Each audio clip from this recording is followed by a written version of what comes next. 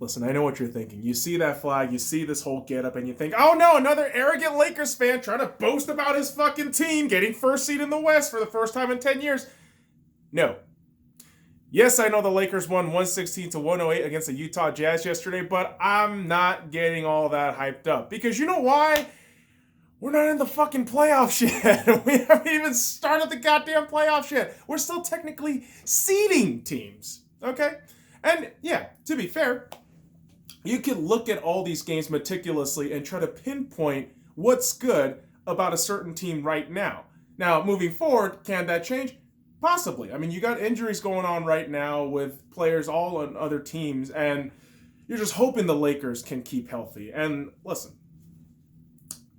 this game against the Utah Jazz, compared to the other two, much better shooting, much better ball movement, and that just opens up the offense.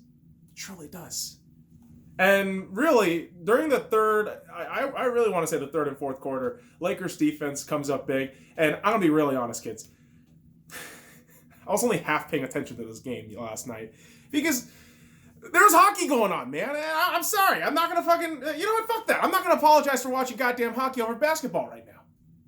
Because just hockey has just that more intense feel to it because of the qualifiers. Whereas the seedings here, again, I'm maybe looking at 2-3 teams of interest. San Antonio Spurs, Memphis Grizzlies, and surprisingly the Phoenix Suns. I am already counting out the New Orleans Pelicans. In my mind, they are just an overrated team. Memphis is on a terrible negative trajectory downward to oblivion.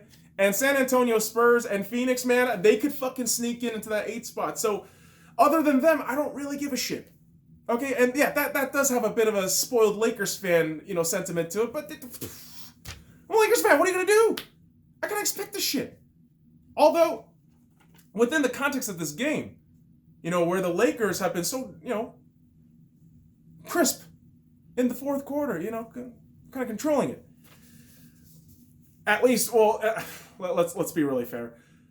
To a certain point within November to like January, the Lakers had these relatively dominant, wins. Relatively. But this felt like one of those early on Lakers games, the first few weeks where they're nearly blowing leads, in the fourth quarter, just nearly giving it away. And you felt that kind of gravity hitting the Lakers late in the fourth quarter with about a minute left.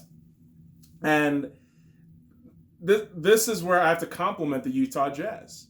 I mean, you can never count these guys out, man. I mean, they're just fucking drilling baskets in and in and in and in and in. And it's because they got a lot of great fucking pieces. I shit on Rudy Gobert all the time. I'm not gonna lie to you. I shit on this fucking French cat all the goddamn time. But this man is a fucking rebounding and defensive monster.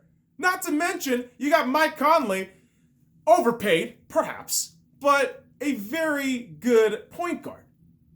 Alongside that, you also got a very underappreciated Joe Ingles, who, by the way, Joe Ingles is one of those guys that can either have a 0 for 6 game or a 30 fucking point game with a buzzer beater at the end because Ingles logic, right?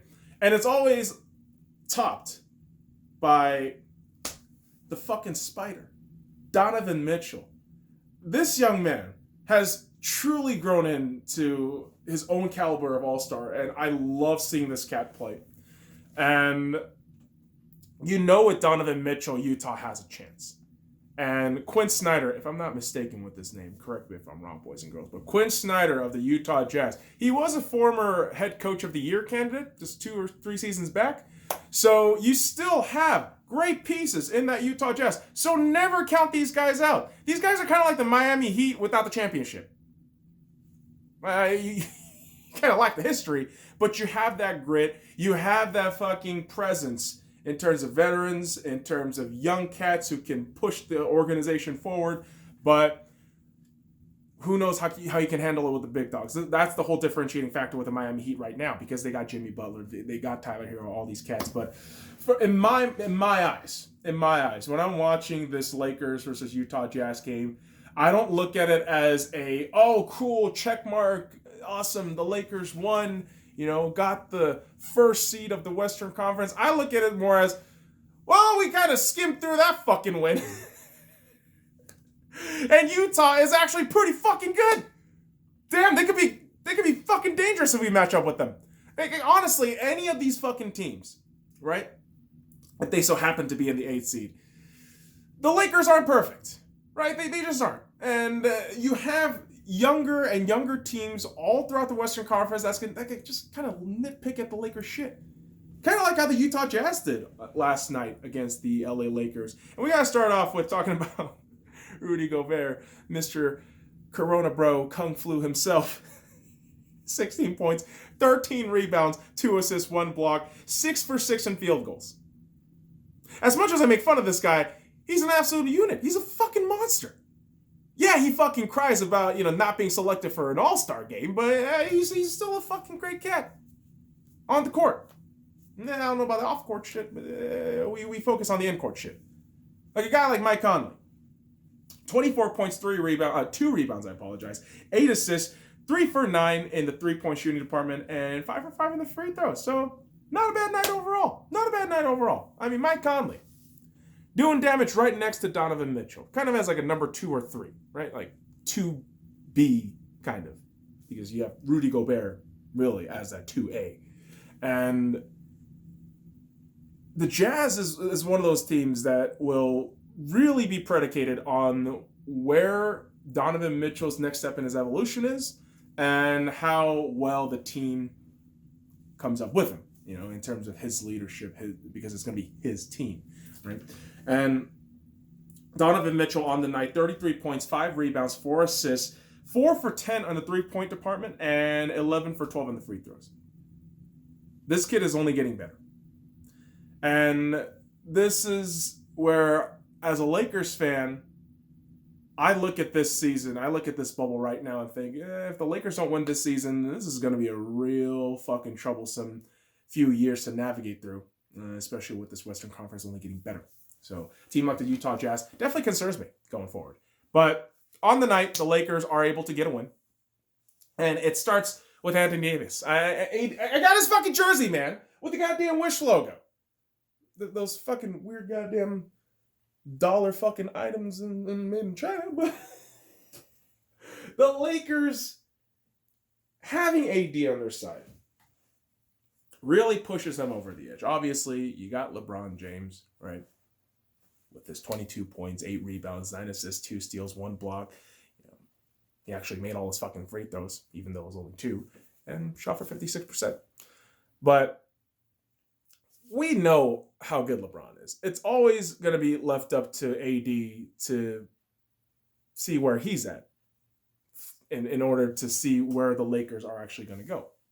And yes, that is not a slight against LeBron, but it is a slight against LeBron. That's just kind of how the truth works, kids. It's not like, oh, I'm a fucking LeBron hater. Oh, I'm a LeBron fanboy. No, I'm a Lakers fan. Like, I just want you to fucking win for us, right? And what I'm saying is, I know the constant factor of LeBron James. I know how good he is. He is just he's that fucking constant. For me, AD is the variable.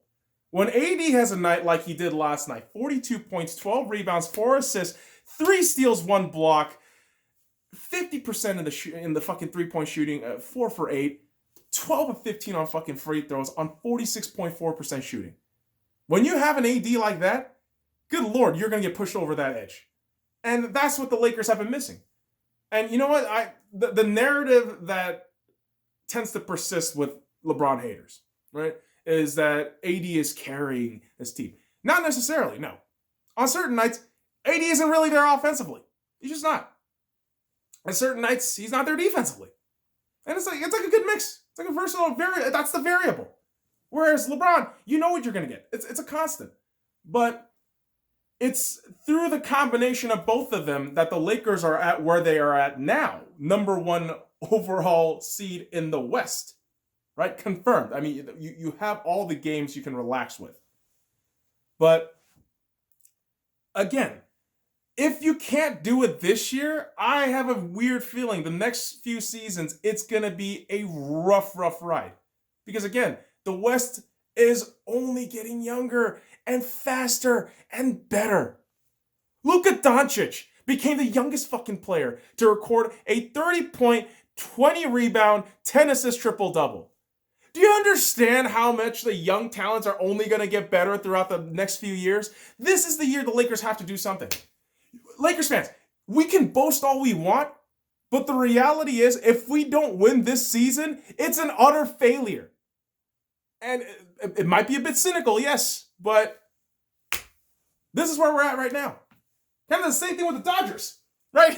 The Lakers and the Dodgers kind of in a similar situation where it's been years of not having anything in a city that is so used to championships, and we're very spoiled because of that. And you are in the precipice of greatness or perennial mediocrity. So if you don't win this year, and I'm talking to the Lakers and the Dodgers, by the way, it's going to be rough.